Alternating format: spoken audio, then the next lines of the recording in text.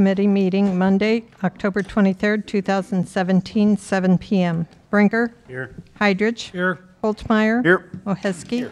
Patke. Here. Skornia. Here. Sullentrup. Here. Waterman. Here. Please rise for the Pledge of Allegiance.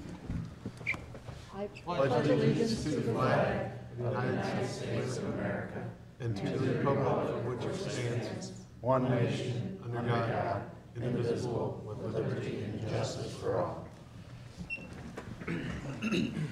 Will all the committee members answer if they have or have not read the minutes of the meeting dated September 25th, 2017? Brinker? Yes. Heidrich? Aye. Holtmeyer? Aye. Oheski? Patke? Yes. Skornia? Yes. Sullentrup? Yes. Waterman? Yes. Having read the minutes, are there any questions or comments? Any corrections? Make motion. Second. Okay, we have a motion by Sullentrup, seconded by Brinker, to approve the minutes from our last Administration Operations Committee meeting dated September 25, 2017. All those in favor signify by saying aye. Aye. Opposed? By your vote, you approve the minutes. Thank you. Report of Department Heads, Public Safety, Police and Traffic Committee. Chief? I have for your signature approval and a service agreement with MorphoTrack LLC for our live scan fingerprinting system. We've had our live scan system for 11 years. It's always been funded by grants for the Missouri Highway Patrol. Those grants ended a year ago. The Highway Patrol is funding the first of 5 years. We have to agree, or had to agree, to take up the other 4 years with MorphoTrack. Now, the live scan system is an automated fingerprinting system so that when our officers arrest someone, rather than have to ink the fingers, they place the fingers on a scanner. Fingerprints are scanned. They go right from the scanner after information has been filled out to Criminal Records Division, Highway Patrol in Jeff City. It scans against hundreds of thousands of other records and confirms that that's the person you say it is. Lets you know if there's any current warrants or things like that out on them. So we use that to also enter then their information in the criminal record system, all automated. We also use it for the courts when you arrest someone and didn't get them fingerprinted. They send a fingerprint order.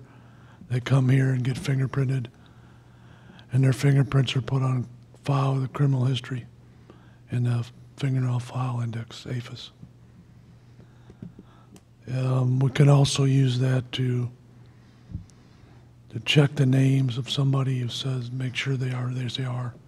We've had a few instances where people have come in, given a name, date of birth, and that of a family member, and once we run them through live scan, we find out who they really are. So it is all integral part of our report writing system and of our booking system.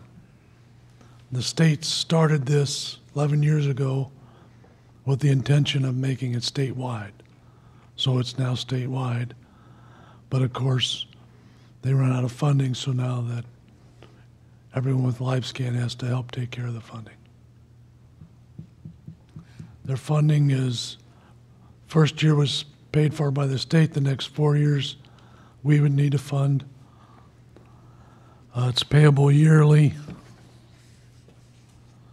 at $5,928, but over the 4 years it's $23,712. So I'm requesting approval for the service agreement. Any questions or comments? Make a motion, go for approval. Second. Okay, we have a motion by Holtmeyer, seconded by Sullentrup, to approve this and move it on to council. Yeah, move it on to council for approval. So all those in favor signify by saying aye. Aye. Opposed? By your vote, you voted to send that on to council. Thank you. Fire protection. We are finishing up the last two projects of the current sales tax. Item number one is the RFQs that are being published in the paper currently for a engineering firm to analyze location or the possible need of a fire station and to the southeast. The RFQ runs till Saturday. Once we do that, then we can analyze the real estate situation and where the fire station could be located to best serve the city and best locate the asset for future growth and development. Second part of that is the second thing that's in the current sales tax as well is replacing a rescue truck, which is 20 years old. We started apparatus committee, has been functioning. We had a field trip to Metro West Fire District last week and looked at their new rescue truck. And it looks like probably the biggest impact on our decision and specifications is going to be the safety advancements that have been made in the last 20 years since we bought our other truck. So we're in the process of putting that all together, and we'll get it back with you. And we're working on a list to needs for the next sales tax committee. But the big lion's share of that, I can tell you, will be what the engineering firm comes up with on the fire station and apparatus location for the built-upon area. If you recall, to simplify the whole process, they count the fire hydrants within 1.5 miles of all the fire stations. They get that census of hydrants within that 1.5 miles. Then they look at the built-upon area in the community beyond the 1.5 miles, like Stonecrest, Thoroughbred Lane, where we were this morning, and so on. They count those hydrants. When those hydrants get to be 51% of what's in the 1.5 miles, you need another station. So it's not just an arbitrary. There's actually an engineering formula that determines, and that's just to maintain our current insurance rating of a Class 3. Bill, when do they expect that study to be completed? Well, we have talked to an engineering firm that we're kind of leaning towards, that both Clayton City Fire and Glendale Fire, when Larry Zeisman was chief, had used this company, and they both references spoke very highly of him. And what we're looking at is an option on there, because it's going to take a little longer. We are overdue for an ISO grading. There are some things we're doing internally that affect the ISO rating, as you know. So we've been kind of putting them off until the study comes in. But this company will also do a pre-grading survey for us and tell us where the chinks in the armor are, so that we can prepare better and know where we stand when ISO comes knocking. We're hoping that the study gets done sometime first part of the year, first quarter or so. They haven't committed on a time frame. First quarter or so we can be prepared for ISO. Okay. So, and we found out that the company that we're using, since I'm an active member in the International Association of Fire Chiefs, they will give us, the city, a 3% discount on the survey for the new real estate, and an additional 8% discount if we do the pre-ISO survey at the same time. So Okay. we're going to see where that all falls with the RFQs and follow up. Thank you. Any questions? I do. This is in reference to the class we set in MML, Darren, as far as the company who would do the RFQ and ISO ratings for free, the way they put it to me. If we join, have we passed that on to Bill, that we know that may be an option, but that's not the same company? No, it's not to my knowledge. No, we discussed that, John Nildis and I, and as a matter of fact, we discussed the same thing in 1998 when we did the last survey for Station 4. We built House 4 and 3 at the same time. They were built in 1999, but in 1996, we paid Marsh McClellan as a third-party survey, and that's the key, third party.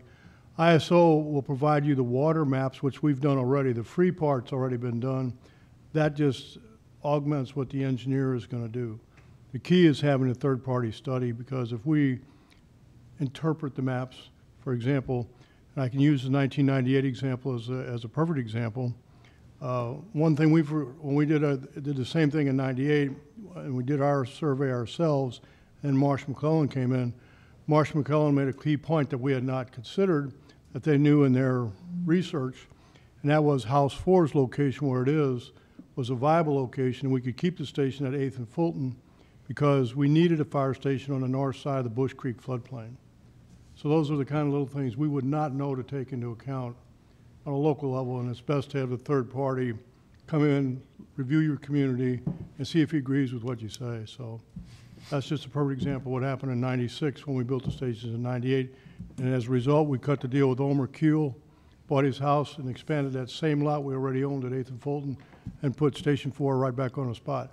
And the engineers were vindicated in their assessment of leaving House 4 where it was when in April 2002, ISO came, which was after those stations were built.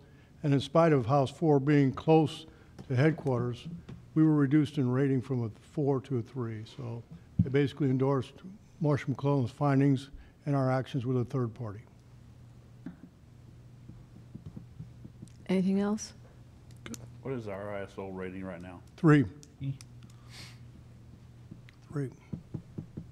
We learned a little bit, the ISO rating of a 3, and then where we stand within the 3, where we We're right That's on the something that we can borderline- do, we're on the borderline between a 3 and a 4. right. But we're hoping with some changes made in the public works area that'll change. And then for all the residents, what that means for their insurance, whether it be for an industry, Well, commercial for- property, residential property. We were told residential property, when we went to a 4, we were pretty much as low as we could get. The biggest break afterwards comes when we went from a 4 to a 3. It could mean as much as a 7% reduction for the non-sprinklered commercial properties. But at 3, I can tell you in meetings that I had with prior economic developers, 3 has been a talking point in many of the industries that we've attracted from out of town. Because we're the only 3. Good.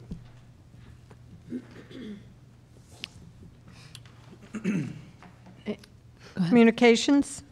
Lisa? The only thing I have is the update on the radio system. All the hardware is in place.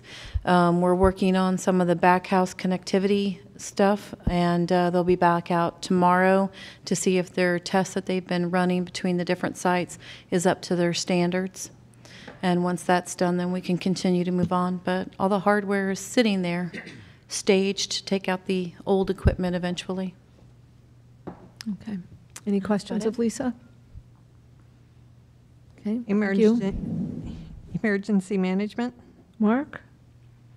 Okay, completed projects, the local emergency operations plan that Chief Halmick's been working on for past 1.5 years, and since I took over, was reviewed by the regional coordinator of the State Emergency Management Agency, and it was approved. This is a living document. There's changes made to it continuously. The recommended updates are annually, but the required are every 2 years. The earthquake drill that we had last Thursday had a lot of participants. We had 17 people check into the EOC, so thanks to all who checked in and helped our count. The department heads placed their comments and their plans on the ICS 214 as the federal form used to document actions, and that will be compiled into the after-action report from that. So this is one of the 3 exercises that we are required annually in which to participate. I attended a 2-day Emergency Management Director Academy last week at Jeff City. Class was designed to educate new emergency managers in the state. There were about 50 people there last week. We now have an emergency management Facebook page. I'm starting on it softly. We've been posting the bridge lane closures, severe weather forecast, and safety tips on there. We are now sending out monthly safety tips to all employees and other tips as appropriate. You probably received one last Thursday or Friday, I guess it was, on the phone down, buckle up campaign. So those sort of safety tips. In progress, I'll be adding council members to the email blast on regarding the bridge closures. Councilman Saltrip emailed me. He was unaware that the lane was going to be closed last Friday, and apparently he received some phone calls regarding the traffic situation. So I'll be including all of you on those emails in the future. The hospital drill I talked about earlier has been postponed until February. That's another one of those drills that we can count for next year. The next Safety Committee meeting is November 16th at 1:30 in the Marbach Conference Room. And we'll have an Injury Subcommittee meeting on November 2nd. So for upcoming projects, we're going to have NIMS training for employees during the winter months. And as a result of my attendance at the Academy last week, I offered to host a NIMS class for elected officials in the area, if one can be offered. And that's all I have to report. Any questions of Mark? I've never attended one, so that would be great. Okay. Okay, thank you, Mark. Parks and Recreation. An update on the Riverfront Trail. Park staff will be finished the rocking of the trail this week. We are almost done with that. Talked to the contractor late this afternoon, and we're tentatively looking at Thursday or Friday for the asphalt work. They're trying to juggle us in between some other jobs as well, so looking on that. Last Thursday, I received official notice from the Department of Conservation that we did receive the trim grant for the tree inventory in the amount of $22,883 for that, so I'll be working on the RFP and going out for that work. On the facilities management side, hopefully we found some good news today. We've had some problems in the library with the sewer backing up. That's been a while. We've jackhammered out some areas, found some leaking pipes in the mechanical room, as well as we uncovered a clean out within the building that I guess when it was under construction, they had filled the clean out with concrete and other materials. That was removed today, and Wow. it looks like that might have been the source of our problem, of the backups and everything, but we're still running some other tests on that, so hopefully that was the cause and we're taking care of that. Public safety, we're moving forward with some HVAC thing for their foyer area. And at Grace's place, we're looking at some possible roof damage, the hail damage on that roof. If anybody has any other questions? Burns and McDonald? I'm sorry? Burns and McDonald doing the asphalt? No, it's Gateway Design and Construction Services out of Valley Park. I don't think we've had a contract with them. We haven't done work with them, but we have checked with some other individuals that have used them. Any other questions? Okay, thank you, Darren. Community and Economic Development. Just to update you on a few items that we're working on this week. We're hoping to have some movement on the potential purchaser of Lot 12. We have a meeting set up this week, so we're excited about that. And then we're also just working with another existing industry on a possible expansion, so we'll be in touch hopefully in the coming months on both of those. If I'm sure most of you saw downtown today, if you were driving downtown, Lafayette Street was closed. We have started the construction for burying the utilities, so I want to shout out to John and Tony for having their guys working with us and making sure that stays on schedule. We're worried about working that with the developer schedule, so we were able to get that in and use Ameren's plan. So we got all the conduit and the junction boxes ordered, and that's what you see going in this week. And then we're going to be working with the existing property owners down there to start getting all the meters replaced, and you'll see slowly but surely by the end of the year the utility lines going down from Market to Lafayette, and that'll be phase one. And then on November 6th, your council meeting, you'll see a contract for the final phase of, well, actually, no, this is phase 2 of this International Shoe Factory survey. We received the grant from the State Historic Preservation Office on that. I will let you know that we only received one bid from consultants. We went out for RFQs, only one responded, and it was $4,000 more than what was budgeted.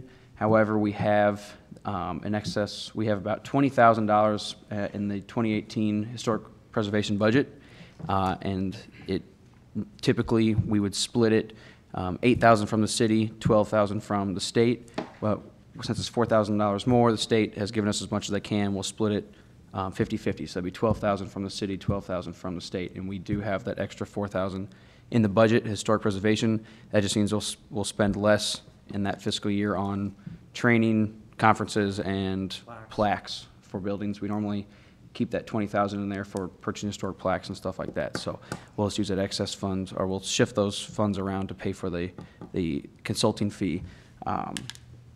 And then just an update on the block grant with the Frykes expansion. I believe those plans are going out this week, John, for Frykes. They're on my desk. Oh, okay. I thought this morning John mentioned that we were moving forward on that. So you'll see construction. The parking lot's already under construction. The buildings should be going here pretty quickly. We had a meeting with the engineer last week, Washington Engineering, for the actual detention basin. We're going out for bids, and that by October 30th is when they're supposed to be put in the paper. So you'll see the construction start on that mid-November. We will drain the pond out there in Schultz Industrial Park in December, and then it'll all be constructed and seed and strawed by mid-spring. So we're getting going on that one pretty quickly. And then lastly, we are working with the Downtown Inc. and the Chamber of Commerce on a business succession planning. They are bringing in a consultant to have two different kind of sessions for existing industries, not just in downtown, but any chamber member to come and speak with him. He is a consultant out of Iowa. He works with Main Street, Iowa, and talks to business owners about business succession, what they're going to do, if they're going to sell it, or if they're going to retire, how to move on to the next phase, just to make sure, our local, our small industries, our mom and pop stores are kind of prepared for that. It's just a service we'd like to provide, and that is, it's about, we're split it 3 ways. I think it's $560 per entity, so it's fairly cheap to have him come out here. He's given us a discounted price because we are a Main Street community, and we talked about just taking that out of our economic development consulting fee budget. So, Any questions of Sal? all right, thank you. Thank you. Public Services. John is not John here. is not here tonight. He had a death in his family, so unfortunately, he will not be able to go ahead and make it tonight. If you have any questions about a project or something, we'll try to do our best to go ahead and answer that. But otherwise, we'll move on to building. Building inspections. Oh, well, things are busy. Right now, I've got 8 permits for single-family homes and 1 duplex on my desk I'm trying to get processed, along with the Frick's 15,000 square foot expansion. Yes, they're working on their parking lot. We've been doing inspections on the footings and walls for it. They've been having to chisel rock to get the footings in, so it's moving a little slower than they hoped, I think, on that part. Just verifying that some of the permit applications are correct. I had one that I was in discussions with today that they turned in a estimated cost of $900,700, and the builder told me that it was closer to $1.5 million, so I asked for a revised application to make sure that we're not being shortchanged. Okay. Any questions of John? Interesting. Street and solid waste. Tony? The street department had our e-cycle event a couple weeks back, and that went very well. Pam and the crew did a great job. They had about 355 cars come through, and it was a total of 41,827 pounds of electronics that we kept out of the landfill, or about 18 ton. So that was very good. We had our bulk trash pickup week, went well. We did have a few problems with some scavengers taking things that were not out for trash. I know it happens, so maybe next year when we put the flyer out, we'll mention that, before you go rifling through people's trash, make sure you know what you're doing, but I'm not sure that people will read that. We are burying the conduit on Lafayette, and we'll probably have the street closed again tomorrow and probably tomorrow evening. That's only if we can get some concrete in. We still trying to stay caught up on mowing, and we got a little bit of asphalt work to do later this month. We will be preparing for the first round of leaf pickup. That's going to be the 30th of October through the 10th of November. And then we'll be putting some packages together for a replacement front end loader and a replacement skidder down at the recycle center, hopefully for the next city council meeting. Any questions of Tony? Thank you. Water and wastewater. Kevin? I have 2 things before you guys this evening. One of them is Tyler Technologies software upgrade. if you remember about a few months back, I brought to you guys upgrading our software reading software for the meter system, bringing it into the new age. As we moved forward and finally got into meetings, I was setting all this up. We found out from Tyler that we need to purchase have a module upgrade to our meter reading system. What that's going to do is the way the system's going to read meters now and transfer them over to the billing cycle is different than what it is now. So they have to upgrade their software to make it all work. We didn't know about it, we didn't catch it, nobody caught it until we got to this point. So it is something we need to move forward with. Board of Public Works is approved to move forward with it, so I'm requesting for you guys to approve to move it to council for approval. It is something we need to proceed with the project. We can't move forward without it. So it's a good thing. It's just an unforeseen cost that we didn't know about. There will be a budget amendment along with that ordinance to approve the budget, this coming year's budget, because this was not budgeted, but it will be financeable. So that's that one. The second one is the Crestview Water Tower. Wait a minute. Can we have a motion to Make a forward motion. that? Second. Okay, we have a motion by Hydrich, seconded by Sullentrup, to send the Tyler Technologies on to council. All those in favor signify by saying aye. Aye. Opposed? By your vote, you sent that on. Thank you. Okay, the second is the Crestview Water Tower repainting and complete containment. We received 4 bids. They're in the packet. McGuire Iron was the lowest bid, came in well under budget. They're a highly reputable company. They've done work for all the communities in the area. Last was with St. Clair, and the Board of Public Works approved to proceed with that, so that's another one I'm asking for your approval to move to council. I'll make a motion. Second. And we have a motion by Patke, seconded by Hydrich, to move this on to council for approval, the Crestview Water Tower. All those in favor signify by saying aye. Aye. Opposed? By your vote, you've moved it on. Thank you. Any questions of Kevin? Finance? Thank you. Finance is busy working on preparing annual audit schedules, in addition to keeping up with our normal workload, and also we're compiling the annual budget document. And that's all I have, unless you have any questions. Now, is that the final final reports on all the sales tax for the 2016? Cash basis, yes. Okay.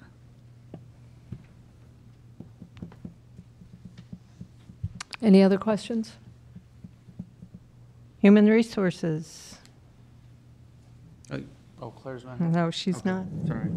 Human Resources, as we mentioned, we've picked somebody for our HR position.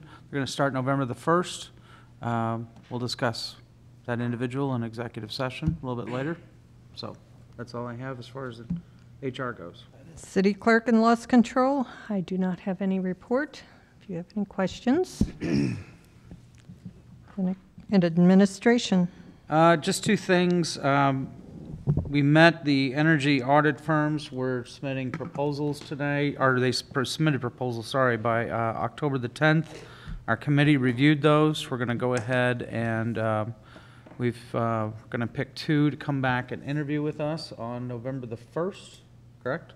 So we'll look at those and then pass on a recommendation later to the full council. The second item, a Capital Improvement Sales Tax Committee is formed and will be having their first meeting tomorrow afternoon at 3 o'clock. All of you are obviously welcome. It's a public meeting, and all of you are welcome to go ahead and come in. We'll have a kind of a overview of the meeting. Will be past use of the sales tax, projected revenues for the next 8 years, if we do it for 8, or whatever the committee makes a recommendation on moving forward with. And then we'll talk about potential projects that have already been kind of floated and we've also had a couple of requests for some projects already. So give a brief description of that, and then anything else that the committee wants to go ahead and move forward with. We'll probably also discuss how we want to go ahead and do citizen engagement with trying to get the citizens, and reviewing last proposal the last time we had.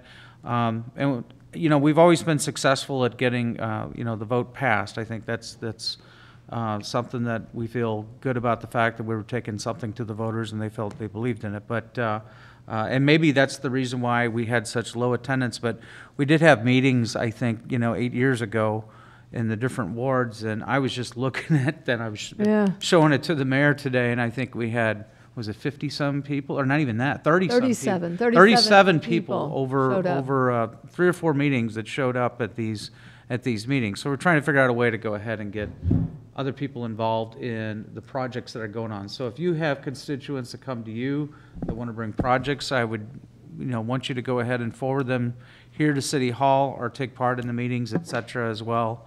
But the first meeting's tomorrow afternoon at 3 o'clock.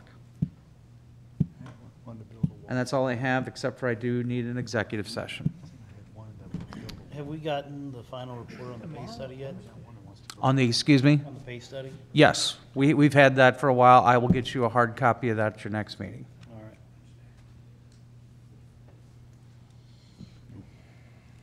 Anything else? Any other questions or comments?